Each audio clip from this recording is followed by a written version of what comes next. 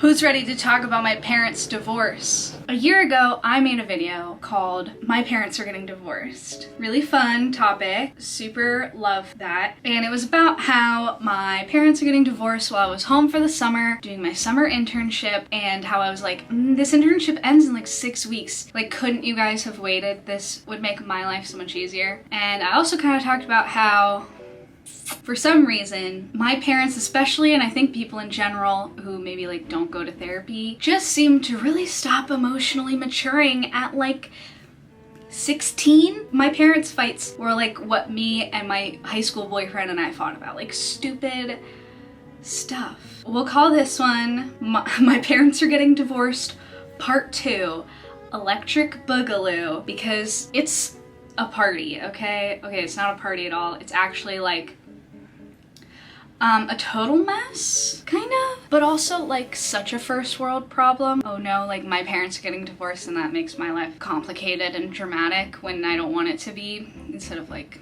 I don't know, the real issues in the world. I understand. But regardless, it's what I'm talking about today, so I don't know. I'm looking over here because that's where my like script is. The most recent drama, family drama, is as follows. My childhood home is up for sale. I haven't talked to my mom since August of 2019. We're coming up on a year. It's been 11 months. It is the best my mental health has been my whole life. Even in the middle of the quarantine and the coronavirus and everything else, okay? It is day and night difference. My mom fired her lawyer and is now representing herself. Okay. Also, like, side note, this is something I found out recently. My mom thinks that I stole her cats, and also that I've been like stealing her anti-anxiety meds and like breaking into her house, which I have not been. Not even a little bit, but okay. Like, I don't have any cats, you know? All right. My mom also quit her job, has no income and nowhere to live once the house does sell. My two brothers are also refusing to talk to my dad because they think like he caused all of this. This is all his fault. He's the devil. He's like ruining my mom's life and like our family. All of this recently culminated to my dad and my older brother, who still talk sometimes, going to dinner and my older brother asking if my mom could move into our cabin up in the woods until she finds somewhere to live. But how is she gonna find somewhere to live if she doesn't have a job or any income?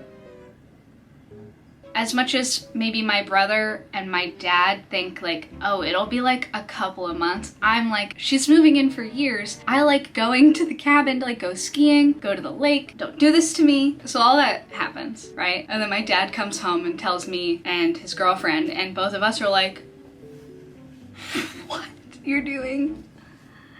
You're gonna do what? So I'm annoyed with him. Dad's girlfriend's mad at him. Dad is really failing to communicate with any of us, like on why he actually made this decision, what's actually going on. He just keeps saying, well, my brother asked. And I'm like, that's like not a good reason, but okay. If my dad's girlfriend decides like, that's it, I'm done with you, I live with her. And my dad, like, if she kicks him out, like, I don't think I get to stick around. And then what? Like, I have to pay Bay Area rent? Am I moving back to Chico? Like, what am I gonna do? I'm also a person in this and I don't want to be involved, but also, where am I gonna live? Let's talk more in depth about like the specifics of the situation and why it's driving me so nuts, and how I'm like, how are these my parents? How are these the two people who have brought me up and made me the person I am? Like, I honestly think I learned, well, yeah, I definitely learned way more in 4 years of therapy than I did my entire, 21 years of talking to my mom and dad.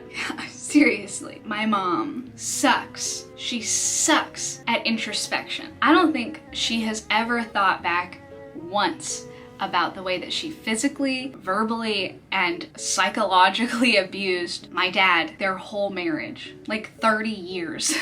It's not normal for a mom to throw plates at her husband and kids. I remember one time in therapy telling stories of like times that my mom would just get violently angry and beat the shit out of us or throw stuff or break stuff. One time, for some reason, the credit card didn't work at Safeway, so they couldn't buy the groceries. For some reason at Safeway, when your credit card gets declined, they just kind of push your groceries off to the side, and it took took my mom like 2 hours to get it figured out. So she brought home spoiled milk. Like the milk had gone rotten from sitting in the summertime heat, unpaid for and unrefrigerated. When my dad got home from our like second story deck, she threw 2 gallons of milk at my dad. Like, that's not how you handle that situation in a, I don't know, ever so slightly healthy way. I have so many stories about my mom. I could go on for the whole video, but I'm going to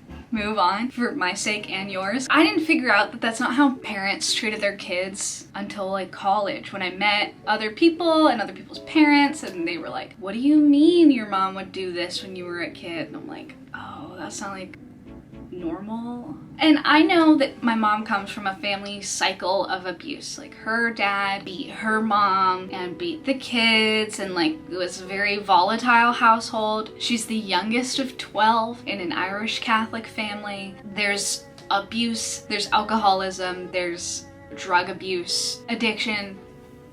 Bad. But also, there is such a thing as breaking the cycle. You know, she's young enough that therapy's been around, and for sure self-help books are around, and you think that as a person who is aware, like, oh, my family upbringing was like this, I don't want it to be like that for my kids, therefore I'm gonna read a book, I'm gonna listen to a podcast, I'm gonna XYZ and not do this to my children so that they don't grow up and make YouTube videos about me. God. And like, wouldn't you want a better life for your kids and yourself? When it comes specifically to the addiction stuff, my mom always smoked cigarettes and always had a bit of a gambling problem. And those are both gross in their own way. But when the divorce started, which was kind of on and off since summer of 2017, 3 years now, okay? Ridiculous. When the divorce started, my mom went off the deep end with drinking and with prescribed anti-anxiety things like Xanax and Ativan, and not drinking and Xanax, I mean drinking on Xanax. Exactly what it says not to do on the label. Do not take this and drink. And then also it says do not operate heavy machinery or like drive. Well, that rule did not apply to my mother apparently in her mind. And that leads me to the 2 things that really led to me hitting block number on my iPhone and just never hearing from her again.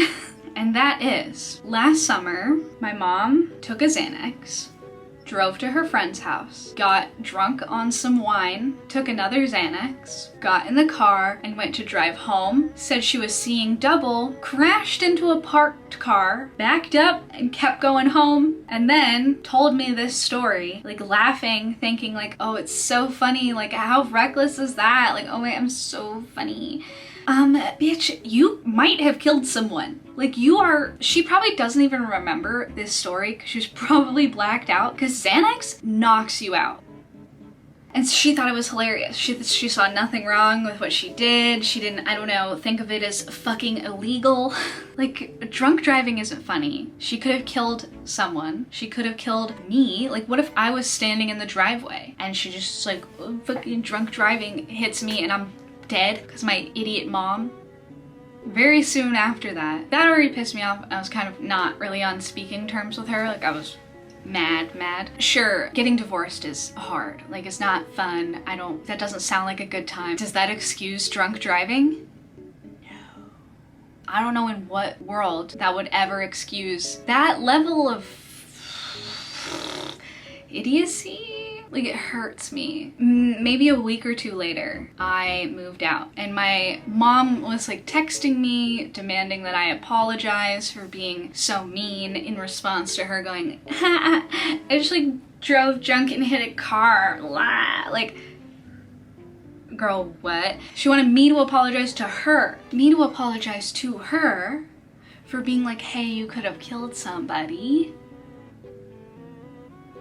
Okay. And I was like, I'm not replying to that. And the follow-up text was, and I know you stole my drugs. And I was like, what? Like, I've already been in therapy for 3 years at this point. I go to therapy and learn coping mechanisms so that I don't have to take drugs, because I think anti-anxiety medications, especially ones like Ativan, which is like a sleeping pill, and Xanax are both super addictive and like not conducive to a productive environment for myself. I think they're really helpful for people who have serious anxiety, really bad panic attacks, but like my anxiety is like not that bad anymore. So like I at that point wasn't even on anything. And I'm like, no, like I didn't take them. And I definitely wouldn't take them to just like party on. That kind of pinpointed to me, those two back to back especially, was like, this person is an addict, this person's out of control, this is a downward spiral. And I had previously like gone on breaks where I just wouldn't really talk to my mom, wouldn't call her, wouldn't respond to texts, maybe for 3-6 months. This one I was like, you know what? I'm happier in those 3 to 6 months when we don't talk. This person brings nothing good to my life at all. If I call her saying, hey, I got the highest grade on a test in this class, she's like, my life is falling apart and I'm so sad, for like years. Like before the divorce too, like she's just, I mean, she's got mental health issues is what it is, but like it's it's a lot for that to be my only relationship with my mom, is like she wants to complain and confide in me, and I'm like, my life's going pretty well. Like, can I please share that with you? One time I told her that Jack got me flowers and she like literally was like jealous and angry that my dad doesn't buy her flowers. Okay, can you just be happy for me? Like, I am your daughter after all. Like, aren't you supposed to like support me, like want me to grow and be like a good person? Like, don't you fucking care that I'm like hello? And then I also, especially once I talked to my therapist about it, this is a very common thing that drug addicts do, where they will tell their psychiatrist or their doctor, oh, my teenage, early 20s kid stole the drugs, you need to give me more, when actually they're abusing them and taking them too often, so they run out before their next prescription refill. So yeah, I blocked her number. Now I don't have to worry like something good happens to me, like with me and my boyfriend, like I can't tell my mom because she's gonna get upset because she's getting divorced. Or like if I go hang out with my dad, then she's gonna be mad at me because like my dad and I have a good relationship. It's just for the best. And I do want to also clarify that my mom has now started referring to me as your daughter when talking to my dad. She disowned me. She doesn't want me a part of the family. I'm never invited back to the home, etc., etc., etc. So I have absolutely no gripe with anything I'm saying in this video, because if she sees it, she already disowned me. So like I'm not her daughter anymore. So good stuff. Does that hurt? Yes. Like, did I think maybe one day she would learn? Yeah, but she's not going to. So yeah, mom, if you're watching this, go to therapy. Like, it's really not that complicated. Okay, back to the script. I honestly just feel bad for her because I see someone who probably didn't have a very good childhood, maybe didn't get paid attention to enough, and had probably bad role models herself. And she's just kind of stupid. She never took the time or any of the opportunities that life presents where you can go, that was a bad idea. I'm gonna learn from that and grow and change. The thing is, she, to this day, thinks she has done nothing wrong. Nothing to deserve what's happening to her. She's the victim in this whole situation. And she now even still is like, I can't believe you're doing this to me, to my dad. And it's like, dude, you literally yelled at him for like 30 years and then he snapped. Wouldn't you also not put up with that? Yeah, she just has no remorse about her actions, any of the things she's said or done to me, to my dad. And the fact that my dad chose to leave and that I chose to stop talking to her, that trumps anything she's ever done. Like, it doesn't matter what I've done or said because you are getting divorced from me, or you blocked my number and don't talk to me anymore, or stole my cats and my drugs. I didn't do that, so that's stupid that you even think that I did that, all right? Jesus. Yeah, so I just feel pity for her. Like, she just has a sad, sad life and all of the tools to change it, and just she absolutely refuses. I truly think that introspection is like the saving grace of growing as a human. It is so essential to look at yourself, look at your actions, the way you talk to others, the way you react to things, and go, oh, that was probably wrong. I'm gonna learn from that and not do that again. When something bad happens in your life, like say you have a fight with your boyfriend or girlfriend, you fight with your parent, you fight with your sibling, there's a disagreement at work, you and a friend have a bit of a falling out, both parties played a role. And you can spend all day going, they shouldn't have done this, they shouldn't have said this, they should not have done this. Granted, oftentimes other people play a bigger part in it than you might, but you also, and I do this all the time, I think this is super important, to sit back and go, oh, I probably shouldn't have said this like this, and then they probably wouldn't have felt the need to do what they did. What you do and say matters and plays a huge role in your life. Introspection allows you to have a lot more of an inner locus of control. Oh, what I do and say matters and can affect the outcome of my life, versus everybody else is just like ruining my life and I just have nothing to do with it ever. I've never done anything wrong. Are you kidding me? I've never done anything wrong. Are you me? Sure, I have like abused you for years. You don't want to talk to me? Are you kidding me? I'm your mom. God, so much of that. I'm your mother. So, you're a terrible person. You're a terrible person.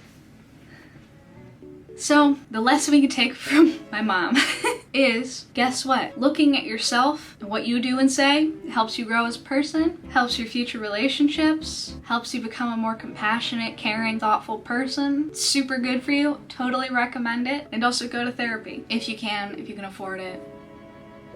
You know. Okay, we're like mostly done. I'm sorry if this is a lot. There's more stuff going on with my mom over the last 23 years of my life than with my dad. My dad, he has absolutely no communication skills. It is so difficult to gauge what he is thinking and feeling. I have to just decipher sighs, grunts, shrugs, and like pursed lips. Like those are my dad's communication skills. Just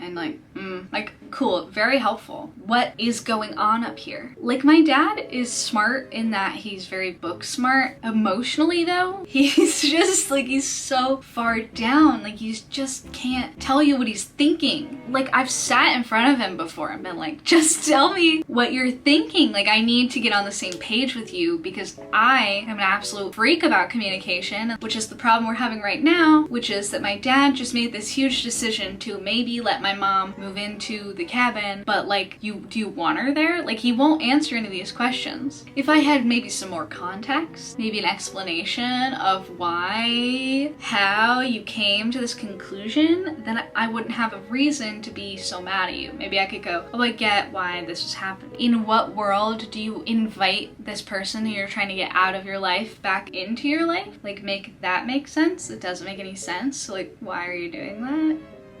To wrap things up, I am frustrated with this whole situation, obviously. I kind of felt like I was just an adult who so happened to be living with my dad and his girlfriend for financial reasons, save money, student loans, blah, blah, blah. Now I feel like a dumb kid who is relying on my dad to hopefully not get dumped by his girlfriend, otherwise homeless.